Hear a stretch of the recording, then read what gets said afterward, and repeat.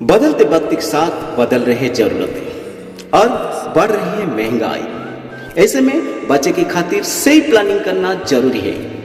बच्चे की पढ़ाई के खर्च में लगातार बढ़ोतरी हो रही है। खर्च बढ़ने के साथ भी कई नए करियर ऑप्शन भी बच्चे के सामने है।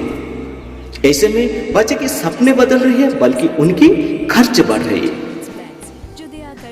बदलते वक्त के साथ छोटी उम्र की बड़ी उड़ान कैसे करें तैयारी, आज हम स्पेशल बात करेंगे बच्चे की हायर एजुकेशन की।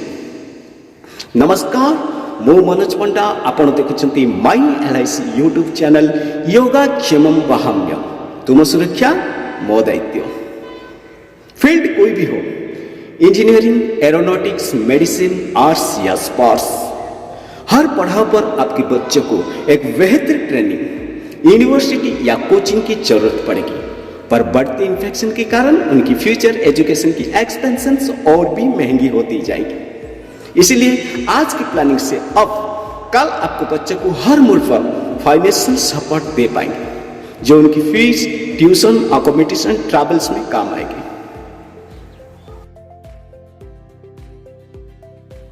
बच्चे की हायर एजुकेशन के लिए LIC फ्यूचर प्लान से बढ़कर और कोई नहीं हो सकता। अगर आप आपके बच्चे को प्यार और आशीर्वाद के साथ और कुछ देने चाहते हैं तो उसको हायर एजुकेशन दीजिए।